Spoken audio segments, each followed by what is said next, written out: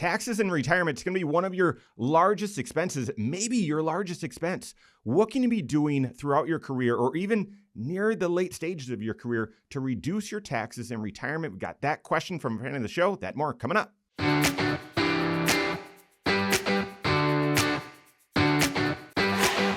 Welcome to the Wise Money Spotlight series, where we take a deep dive into a great financial planning question from one of you, one of the fans of the show, here with one of our financial planning practitioners. My name is Mike Bernard. I am your host. I'm one of the CFPs on the Korhorn Financial Group team. And with me in the KFG studios today, senior financial planner Matt Hoke. Matt's been on the team for a long time, has had many leadership roles at the firm and serves a lot of clients as well. Matt and his wife, Jenny, have 2 girls and live in the Granger area. Matt, welcome into the studio. Thank you very much. Glad to be here. All right, Matt, hot take. We're going to dive right in. Gold has been surging, I would say lately, but in the most recent history it's reminded all of us just how volatile it can be. With the surge, a lot of investors are asking, should I hold it? Is this something to hold in my portfolio as part of a diversifier or maybe a key component? What do you think? Yeah, it's a great question because everywhere you look and read, you're hearing about gold today. You often hear about it in times of market volatility and turmoil or crazy things going on in the world, or if the dollar is going down. So gold is definitely a hot topic. It's also a tricky one too, though, because gold has its place in your portfolio. And many times people will say you should maybe own 2 to 5% of it in your portfolio. And it can be this satellite to your kind of overall investment portfolio because it serves as a hedge, hedge against inflation and, a declining dollar. But gold is an interesting kind of animal in and of itself, because especially when you look at it where we are now, because gold is near an all-time high. Yep. It has hit a high and it has retreated a little bit. Gold can be volatile too, because recently it's been up 11% for the year, but down 8% in the last few days. Yeah, you can have gold moves. Yeah, so anytime the stock market drops 1 to 2%, which is fairly normal, it's going to happen a couple times each and every year. It gets people's attention. Listen, gold or silver, it can drop 10% in a day, and it doesn't even make the headlines. It is right now because it's surged so much. But gold, when you look at standard deviation, that's one of the measures of risk. It is a lot more volatile. The standard deviation is significantly higher than that of the S&P 500. And Matt, I know you got some stats comparing gold to the S&P 500. Dive into that. Yeah. If you look at a couple periods for gold from September of 2012 to May of 2020, gold was flat. Yeah.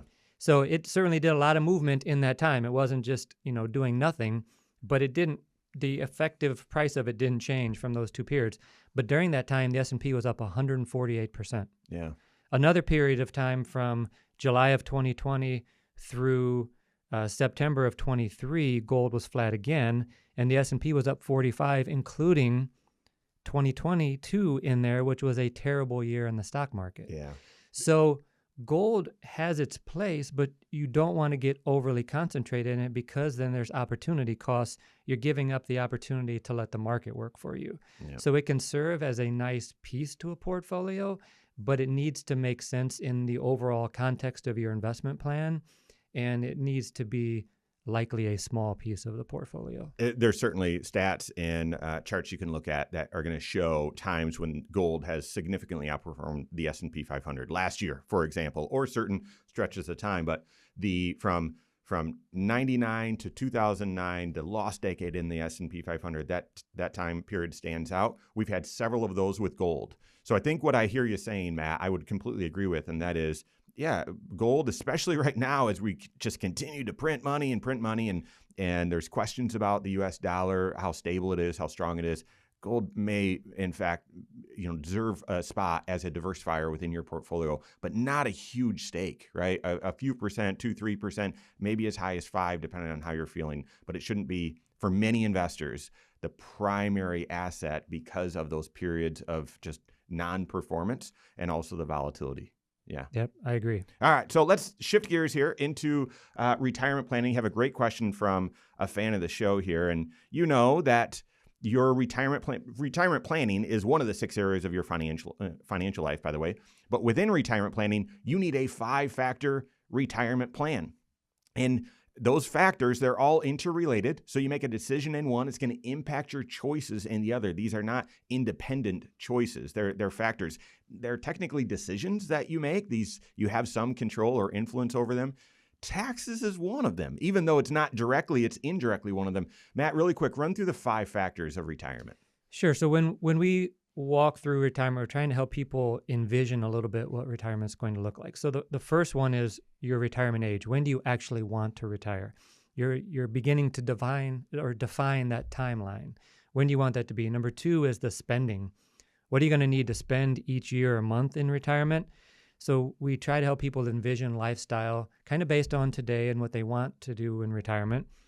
That's also where taxes fall in because you're spending taxes as part of that. Right? Most people don't view it that way. I absolutely do. Taxes are an expense. Yeah. It's not money you want to spend, and you're not, you don't have something shiny and new and nice to drive around when you're spending that money, but no, it's an expense. Absolutely. Yeah. So you have to plan for taxes as part of that. The third one is your retirement income. What sources are you actually going to have? You might have Social Security, you might have a pension, maybe you even work part-time, but what sources of income? The fourth one is saving. What are you doing to build your retirement nest egg today? And that could be you and your employer potentially. Yeah. And then the fifth one is what is your risk tolerance? What's your risk tolerance? What's the level of risk you're willing to take? Yep. And make sure that is built properly in the portfolio. So then when you can gather all of those things together, you have the information you need to be able to really build out a retirement plan. Yeah, you have the perspective, and then you can look at the trade-offs, and then with those 5 factors, you then want to stress test them to see, well, do they hold water, right? Will this stand? And during a variety of different market conditions. If you do not have a 5-factor retirement plan built, you can go to wisemoneyguides.com, download our guide, start filling it out. It's a workbook format and kind of walks you through these different 5 factors and helps you think about retirement in a very tangible way so that you're ready to build that 5-factor plan when you work with your CFP. All right, let's lead into this question here. Got a great question from fan of the show, Ryan. I'm concerned about what I can do to reduce taxes that I'm going to pay in retirement, specifically taxes on my Social Security, but also taxes on my future RMDs, even having to pay IRMAA. I have mostly saved in my 401k pre-tax throughout my career, but I'm starting to worry about what that will mean for taxes in my retirement. I'm 55 years old, plan to retire within the next 5 years. What strategies can I implement, or is it too late? I think we'd say an emphatic, it's not too late. It's not too late. Right. Yeah, I agree it's not too late. The starting point, in my opinion, would be to work with your CFP to analyze your current tax picture and then to make decisions about the strategies based on that retirement projection. Because a lot of what you do tax-wise is going to affect things today, but also in the future. And so there are a few different things that you could do. Mm-hmm. Number one, you could set up Roth IRAs now because you can contribute to your 401k and still contribute to a Roth IRA. You got to have earned income, which you said right. You're still working. You can't have too much income. There exactly is a phase out if your modified adjusted gross income's too high, but you want to look at that. And yeah, I mean, there's nothing, as long as you're eligible, there's nothing stopping you from contributing to the Roth IRA right now. You might need to look at, well, do I have the cash flow for that? But that's why there's 6 areas to your financial life. If it's just about retirement, then you're probably not worried about Roth or not. But you're thinking tax planning. Well, if it's just about taxes and retirement, then you're still only seeing part of the picture. It's also about cash flow, present financial position. Yeah. So yeah. Certainly you need cash flow if you're going to be making some additional Roth contributions, but that could be a way to get some money into Roths while you're continuing to work. You mentioned if your income is too high. So number 2, if you do make too much money to make direct Roth contributions, you can make non-deductible IRA contributions and then convert them to Roth. Mm-hmm. It's a backdoor Roth IRA is what those are called. Some people are familiar with them. If you have a large pre-tax IRA balance already, that's one of the reasons where you might want to say the backdoor Roth isn't really for you. We're not saying that you shouldn't do it, but be mindful because it deteriorates or reduces some of the benefit and potency of doing after-tax contributions, which is step 1, before you convert those after-tax dollars to the Roth. And so if you've got pre-tax dollars in an IRA, be mindful the backdoor Roth may not be the right fit for you. And that's certainly where your CFP could help you make some decisions on whether that does make sense. Another option would be if your 401k plan allows and your cash flow allows, you could fully contribute to your 401k on a pre-tax basis, but then contribute post-tax non-Roth dollars to your 401k. And you can actually get quite a bit of money in those every single year. And then you can do what's called a mega backdoor Roth IRA by converting those dollars into your Roth IRA. So it's another way to get money into a Roth. And it's actually, you're able to do more than what you could just by doing non-deductible to Roths. Yeah. So it's a way to get a bunch in. But again, you have to have the cash flow to do it because you have to be able to fully put money into your 401k and then have even more money to put in on a post-tax basis. Yeah, that's where the mega comes from. That can be very, very appealing, and you can stuff a lot of dollars in that Roth, but you got to start by having a lot of dollars, right? So not for everyone. Now, I think where you're going to go next is probably where I would have started. That's Roth conversions. Yes. Yeah, go ahead. Yeah. So you could actually convert money today. You could convert money inside your 401k from traditional 401k to Roth 401k if your plan allows, or you could convert traditional IRA dollars to Roth IRA dollars. But this is where, that's probably where I would have started. You started with, well, you got to build out your plan and build out a tax projection. Look at your taxes today. When you build out a retirement plan, this is going to sound super geeky, but Matt and I love it. That retirement plan is actually creating a mock tax return for you every single year to calculate, well, what taxes will you pay out there in retirement? You're going to want to compare those two, because if you're in the 22% tax bracket today because you're working, but then out there in retirement, you're in the 22% tax bracket as well. To me, Matt, I'm curious your opinion, green light to convert right now, right? If you're going to be in the same tax bracket, I'd probably start converting. You would just need to figure out how to handle the withholdings, the taxes on those conversions. Yeah, that's exactly right. Because if you're under 59.5 and you do a conversion, you're going to need to have cash to pay that tax at tax time. Mm-hmm. Because any withholdings that go out to the federal or state taxing agency under 59.5 are considered early distributions, and you pay a 10% penalty on them. So not only are you paying tax on the conversion, but now you're getting penalized on the tax withholding that happened. So here's a way to think about it when you're working with your CFP. Say you want to do a Roth IRA contribution, and you said you're 55, so you can do $8,500 in 2026. You could contribute that $8,500 directly to your Roth. Okay, great. Or if you do that tax analysis that we're talking about and you say, I want to do a Roth conversion, then you can figure out how much Roth conversion can I do, or that $8,500 that I was going to contribute to the Roth, I pay that in taxes, right? And that way you've got even more of your wealth than growing tax-free in the Roth, and you use that $8,500. It feels worse, but you use that $8,500 to pay the taxes, but now you've just converted, $35,000 or something like that. And the net result, even though your emotions might say, ooh, ick, I don't like paying that much in tax, the reality is you've now got $35,000 growing tax-free instead of $8,500 growing tax-free. So the Roth conversion combined with your tax projection and analysis today and that retirement projection, which is really a multi-year tax projection as well, that will give you the information, right? Right.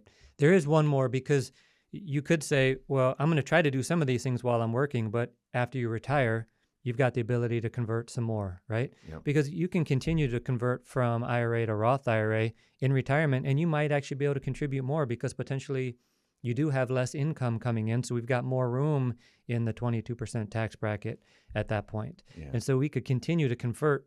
Now, we obviously have to be mindful of tax brackets and IRMAA bands once we get to that point, because we need to watch what we're paying for Medicare. But again, that's why you work with a CFP, because we can look at all of those things together to make sure that when we pull a lever over here, it doesn't cause some problem over here. Yeah. Oh my goodness.